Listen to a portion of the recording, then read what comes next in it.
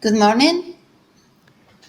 Thank you very much to Caleb and Fermi Energia for the invitation to join you today. I really wish I could have been there in beautiful and snowy Dublin, but okay, I'm just remotely.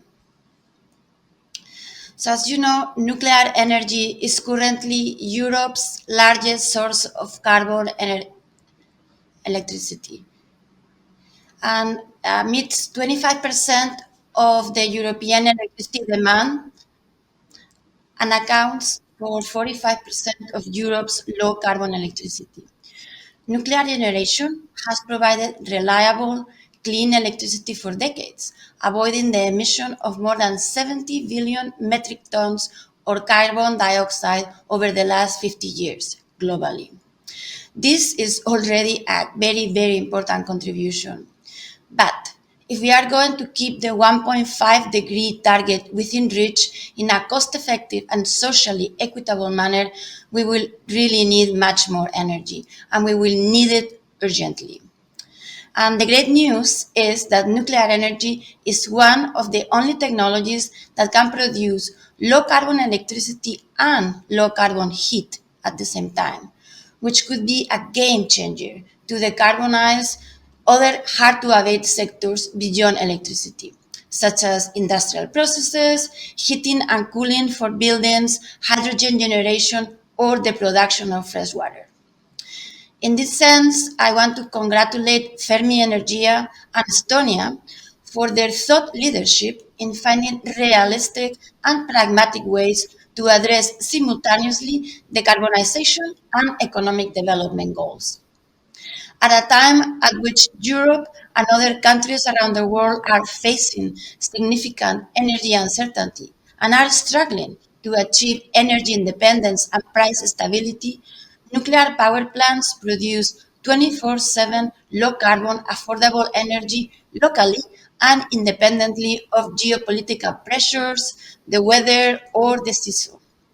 Also, at a time in which many Europeans are paying exorbitant prices for their electricity while still trying to recover from the economic hardships caused by the COVID pandemic, nuclear plants are cost competitive, particularly when the cost of and the stability of the system as a whole are considered, and bring long-term paid jobs locally, and also, of course, significant socio-economic development. In particular, small modular reactors can be a game changer for the global nuclear industry and for the world as a whole. Due to their smaller size and the fact that they are designed with modularity and factory fabrication in mind, they can become much more affordable. This means that the overall capital outlay could be smaller, and the smaller size of the project makes it less risky, thus more easily financeable. These reactors also are highly customizable to many specialized markets and applications, which opens new opportunities for nuclear energy and markets, and makes it easier to integrate dispatchable nuclear power in the increasingly distributed and highly coupled systems of the future. But again, even though small modular reactors will be more affordable than larger reactors, still the fact remains that more than 70% of the cost of nuclear electricity could be due to the cost of capital. Thus, access to affordable financing, such as that made available to these economic activities labeled as sustainable by the European Union taxonomy, will be absolutely instrumental in minimizing the total cost of nuclear projects and ultimately reduce the energy bills for European consumers. So the good news is that science is now settled and nuclear energy has been deemed sustainable. Nuclear power plants have an incredibly small footprint in terms of land, fuel use, and raw materials use, as well as the lowest life cycle impacts of all electricity generation options. So, in this sense, the European Commission has been right to reject political pressures to keep nuclear energy excluded from the taxonomy.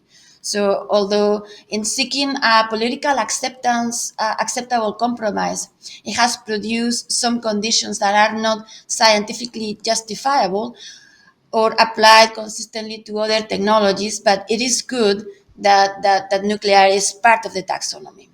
So I want to close by highlighting that the adoption of the European taxonomy complementary delegated acts that includes nuclear energy is a hugely important milestone that the international financial community cannot afford to ignore, because nuclear energy is essential for the low carbon energy transition and will be part of the European Union future energy landscape for many, many decades to come.